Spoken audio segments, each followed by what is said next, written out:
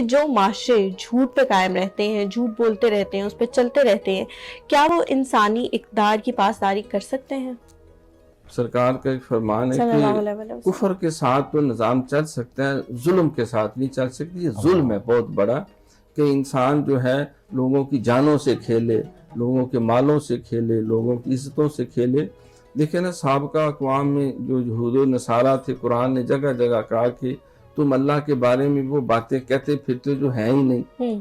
ایک انہوں نے یہ بھی دعویٰ کیا کہ لن تمسنا النار الا ایاما معدودا، میں تو ہرگز آگ چھوئے بھی نہیں، ہم تو جنت میں جائیں گے سیدھا سوائے چند دن کے، اس لیے کہ ہم یہودی ہیں، ہم نبیوں کی اولاد ہیں۔ بالکل اللہ نے فرمایا نہیں، ایسی بات نہیں ہے۔ فباؤ بغضب علی غضب، تم تو غضب در غضب میرے شکار ہوئے ہو۔